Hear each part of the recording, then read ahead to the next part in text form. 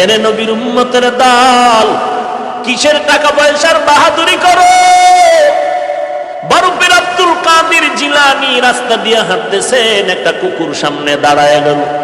কুকুর ডাক দিয়ে কয়, বরফির আমার একটা প্রশ্নের জবাব দিয়া যাও, তুমি ভালো নাকি আমি ভালো, জবাব দিয়া যাও। কুকুর কথা বলতে পারে না, ইমানদারের বিশ্বাস আল্লাহ যদি তৌফিক দেয়, শক্তি দেয়, পারে না? পারে না। বরফির চিন্তায় পড়ে গেলেন, এখন আমি কি জবাব দিব রে কুকুর? যদি বলি তুই ভালো আমি খারাপ, কোরআনের আয়াতের উল্টা হয়ে যায়।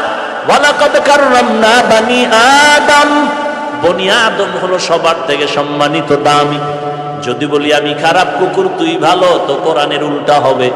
যদি বলি আমি ভালো কুকুর তুই খারাপ, তো আমার মধ্যে অহংকার এসে যাবে।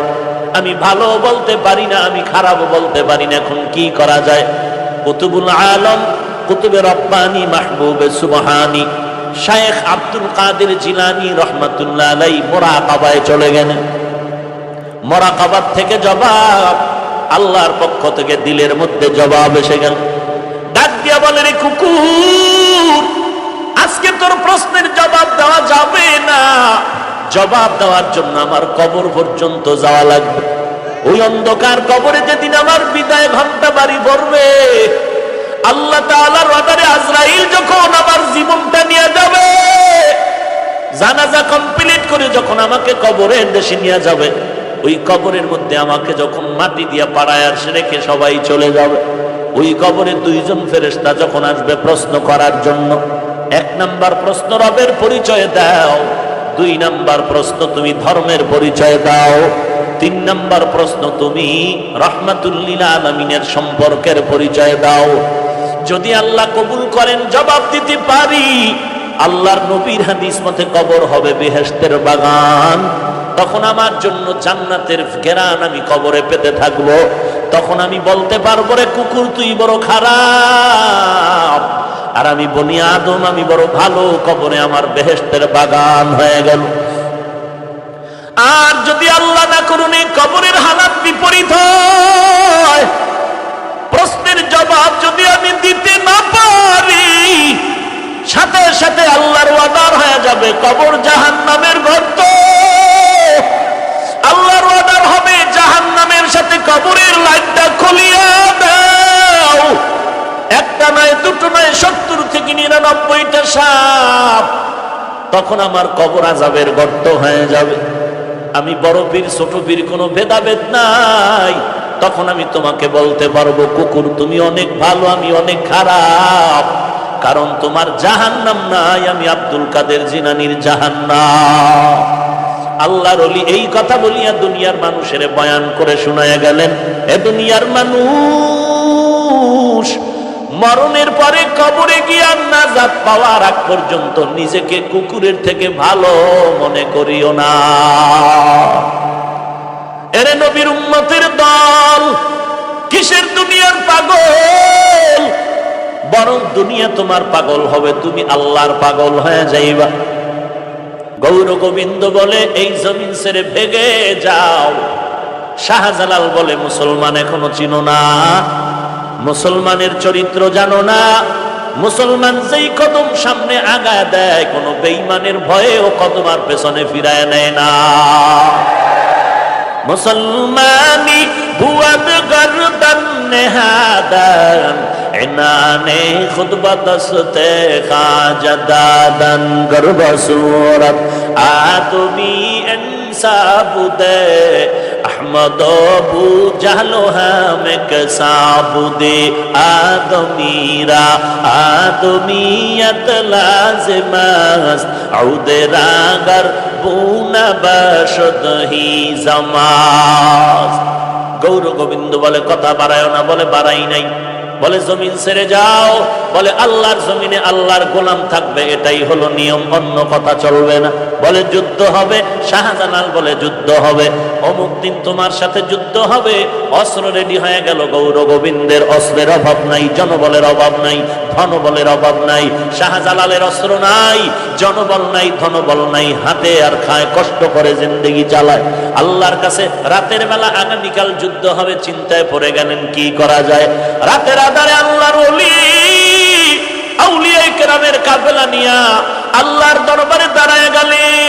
রাতের গভীর আরশে আজিমের সাথে লাইনটা লাগায় দিলেন আর ডাক দিলেন, ও দয়ার মালিক, ও দয়ার মালিক, কোরআনের বাহন নিয়া কালেমার পতাকা উড্ডীন করার জন্য দিনের পথে আসছি রে মাওলা, মেহেরবানি করে তুমি আমাকে মাফ করে দাও। গৌর গোবিন্দ বেঈমানের সাথে আমরা যুদ্ধে পেরে ওঠার মতো অস্ত্র নাই, তবে আল্লাহ তুমি যদি একটু দয়ার নজরে তাকাও, এই জমিনটা হাতের মুঠায় নিতে একটা বিন্দু সময় লাগবে না। আল্লাহর দরবারে চোখের পানি ছেড়ে কাঁদলেন, আল্লাহর দরবারে সব আউলিয়া কেরাম দোয়া করলেন। নামাজ হয়ে গেল, দোয়া হওয়ার পরে ফজরের নামাজের সময় সামনে রেডি হয়ে গেল। শাহজালাল দাঁড়ায় বলেন, ও আউলিয়া কেরামের কাফেলার মধ্যে এমন কেউ আছেন নাকি জিন্দেগিতে নামাজ ছুটে নাই, জামাত ছুটে নাই? নাসির উদ্দিন নামের একজন দাঁড়ায় গেলেন, দাঁড়ায় বলেন, সাহেব আমি জীবনে নামাজ কাজা করি নাই এবং জামাত ছাড়াও আমি নামাজ পড়ি নাই, আমার জীবনে নামাজ ছুটে নাই, জামাত ছুটে নাই। শাহজালাল রহমাতুল্লাহ আলাইহি বললেন, ও আল্লাহর গোলাম, আপনার পবিত্র জবানে আজ ফজরের আজানের ধ্বনি তুলতে হবে। ফজরের আজানের সময় হয়ে গেল। নাসির উদ্দিন নামের ওলিয়ে কামেল দাঁড়ায় যখন আজানের আওয়াজ দিলেন, আল্লাহু আকবারের ধ্বনি তুললেন, কেমন যেন আসমান থেকে আল্লাহর কুদরত, আজানের ধ্বনি শুরু হয়ে গেল, গৌর গোবিন্দের জমিনে কম্পন শুরু হয়ে গেল, জালজালা শুরু হয়ে গেল। নাসির উদ্দিনের কণ্ঠে আজান চলতেছে, গৌর গোবিন্দের জমিন কাঁপতেছে, আজান চলতেছে, জমিন কাঁপতেছে, আজান চলতেছে, জমিন কাঁপতেছে। আজান এক পর্যায়ে গিয়ে শেষ, সবাই তাকায় দেখে গৌর গোবিন্দ জমিন থেকে শেষ। আউলিয়ারা কারে হকবা এখতিয়ার, জাহেলারা কারে দুনিয়া এখতিয়ার, ইয়া ইলাহি মুঝসে মুঝকো दूर कर, ताके देखो मुझ में तुझको एक नजर, आती ना फी दारे दुनिया ना हसन, आती ना फी दारे उक़बा ना हसन, या गियासल मुस्तगीसीन हदीना लफ्तिखारा बिल उलूमे वल गिना, कादरे कुदरत दारी बर कमाल, अंता रब्बी अंता हसबी जुल জালাল। এরে বাংলাদেশের যুবক, সেই আজান এখনো আছে না নাই? সেই আল্লাহ এখনো আছে না নাই? তাহলে তুমি নামাজ বাদ দিয়ে কেন অস্ত্র নিয়ে দৌড়াইতেছো? কই তোমার দাড়ি, কই তোমার টুপি, কই তোমার নামাজ, কই তোমার সুন্নতের আমল? শাহজালাল তো গৌর গোবিন্দের পতন ঘটাইলেন, অস্ত্র লাগে নাই, চোখের পানি আর কান্নার আওয়াজ আর ফজরের আজান। এখনো যদি বান্দা তুমি আজান দাও, আজান তো এখনো চলতেছে, তবে কেন বেঈমানের পতন হয় না?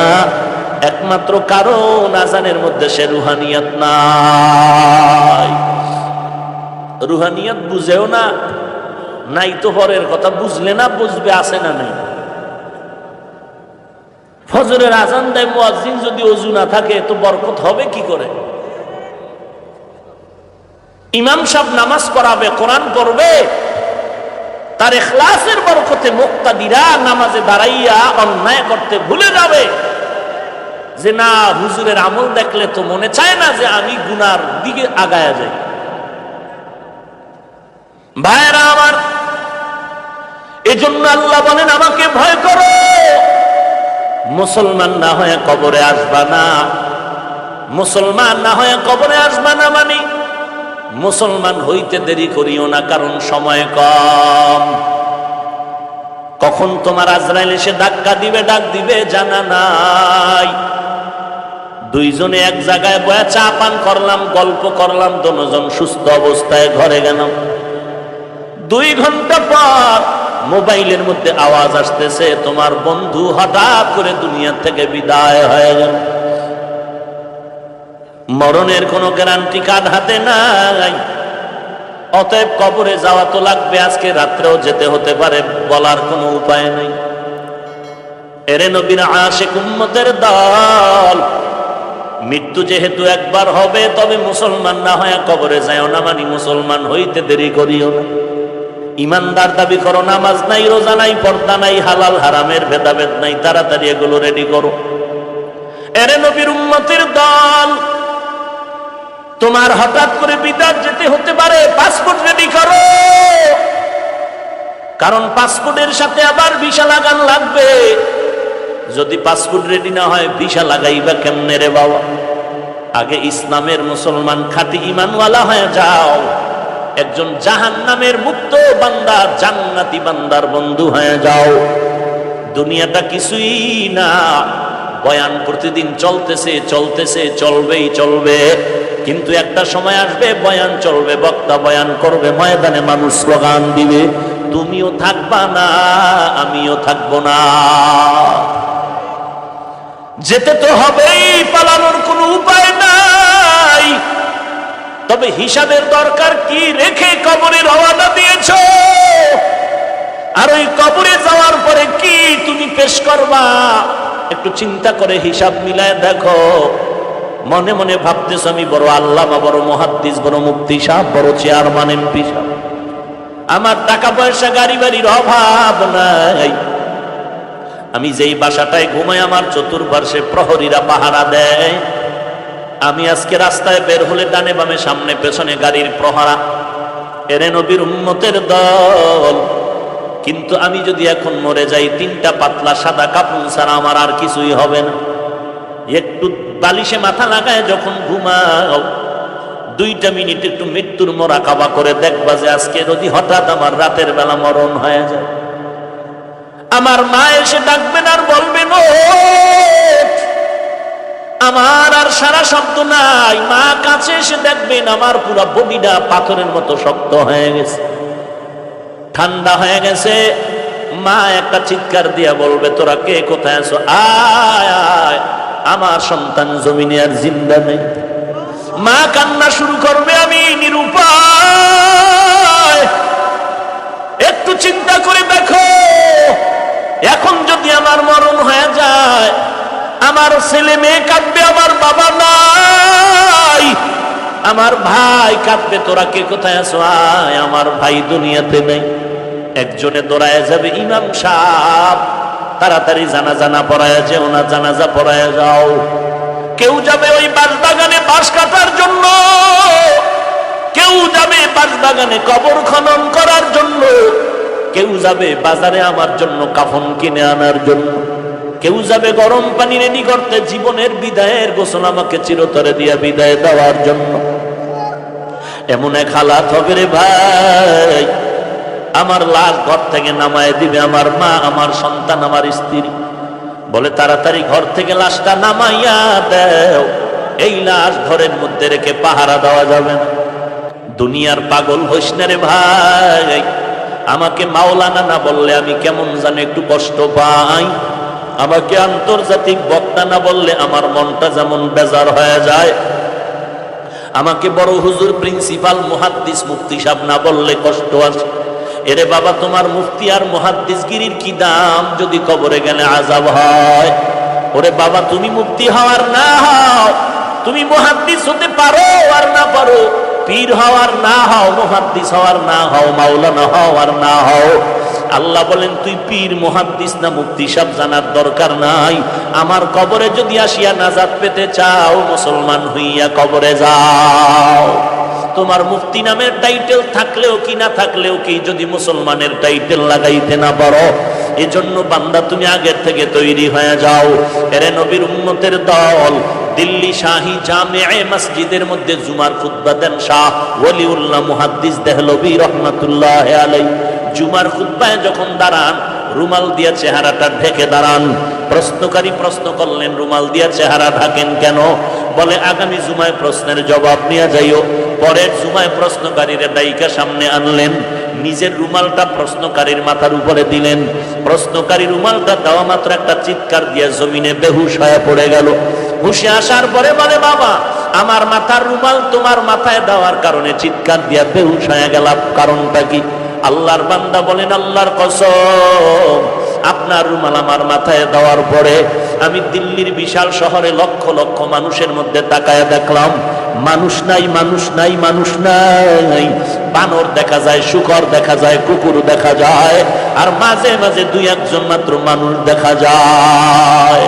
গর্ব সুরত আদমি ইনসাবুদে আহমদ বু জাহলো হামে কসাবুদে। এরে নবীর উম্মতের দল, মুসলমান হইয়া কবরে যাইতে পারলাম কি পারলাম না চিন্তা করা দরকার। মাওলানা হইতে পারলাম কি পারলাম না চিন্তার দরকার নাই। বক্তা হইতে পারলাম কি পারলাম না চিন্তার দরকার নাই।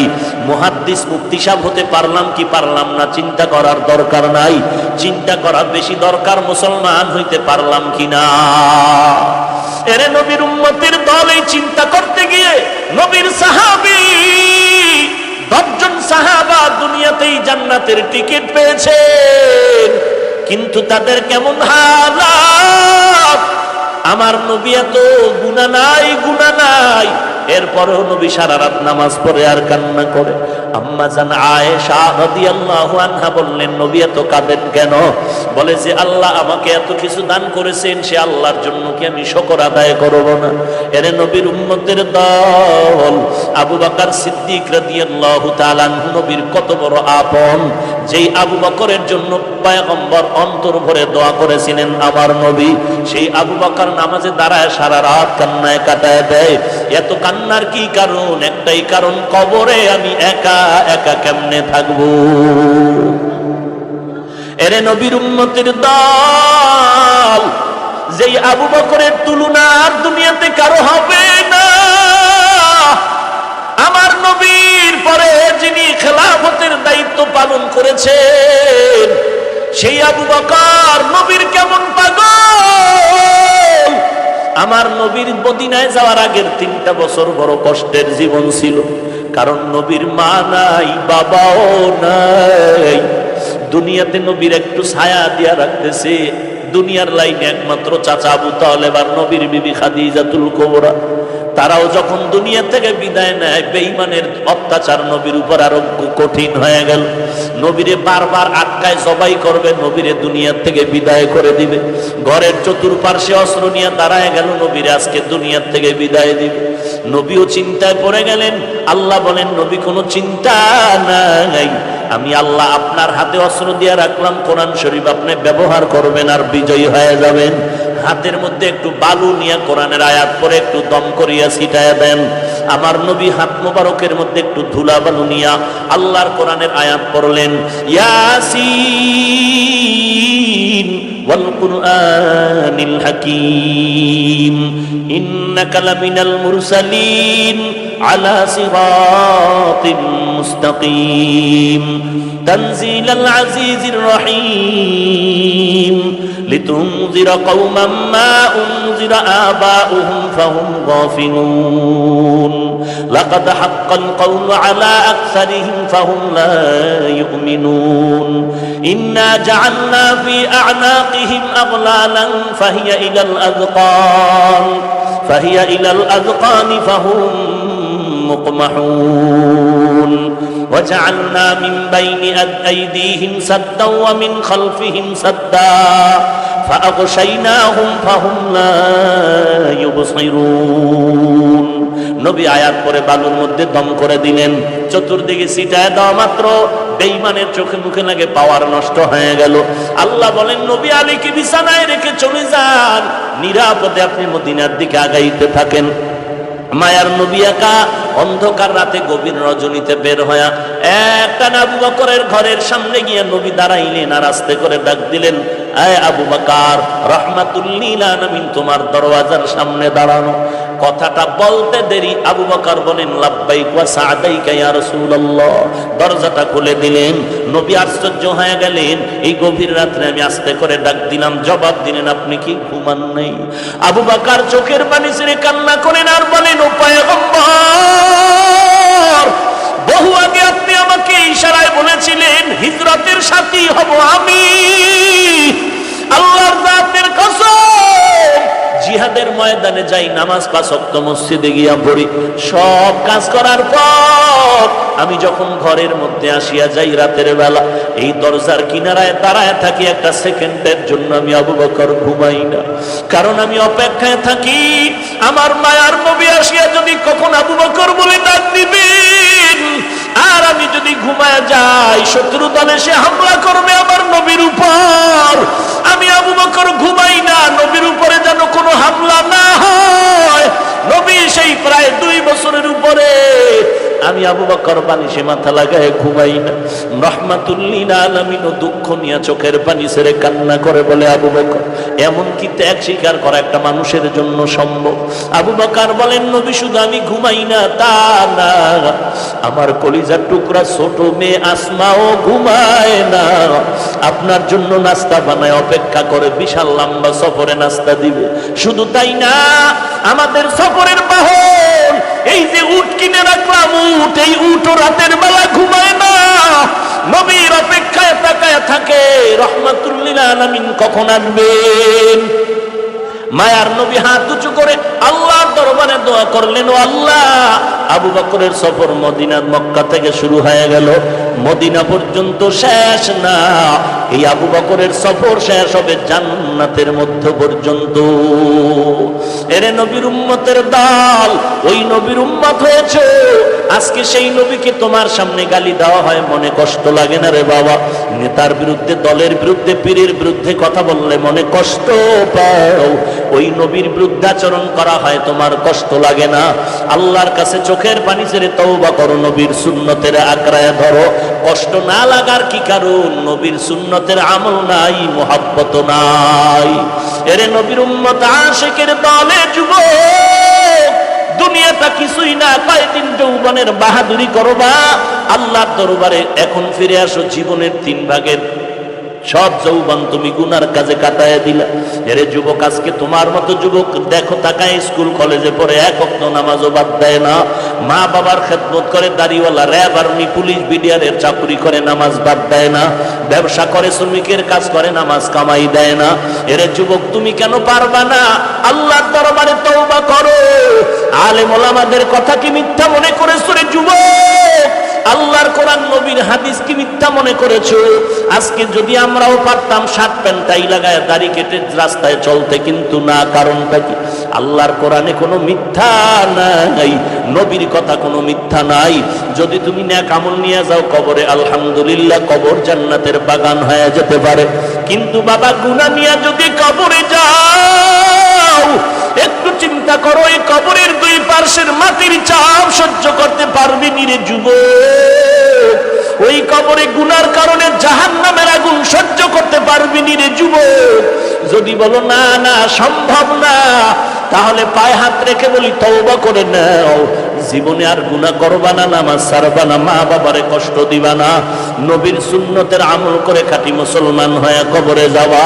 গলায় ছুরি আসবে, মরে যাব, আর নামাজ ছাড়বো না, আর কোনোদিন আলেমদের বিরোধিতা করবা না, কোরআন সহি করে পড়বা, 5 ওয়াক্ত নামাজ পড়বা। তওবা করার যদি খাঁটি নিয়ত হয়, খাঁটি তওবার নিয়তে 2 হাত আমার আল্লাহকে দেখায়া দাও। আয় আল্লাহ, সবার হাত আপনি কবুল করে নেন, আজকের মাহফিল কবুল করে নেন, আমাদের তওবা কবুল করে নেন, তওবার উপরে মজবুত হয়ে চলার মতো তৌফিক দান করেন, আমাদের ঈমান ও আমল আপনি মজবুত করে দেন, সুন্নতের আমলওয়ালা জিন্দেগি দান করেন। আয় আল্লাহ, গুনাহের প্রতি ঘৃণা জমায়া দেন, আমিন। আলহামদুলিল্লাহি রাব্বিল আলামিন, والصلاة والسلام على سيد الأنبياء والمرسلين وعلى آله وأصحابه أجمعين يا أرحم الراحمين يا أرحم الراحمين يا أرحم الراحمين رب ارحمهما كما ربياني صغيرا رب ارحمهما كما ربياني صغيرا اللهم إنك عفو تحب العفو فاعف عني ও দয়ার মালিক, কুদরতের নজর দিয়া তাকায় দেখেন কত উলামায়ে কেরামরা এই ময়দানে হাজির হয়ে হাত তুলেছেন।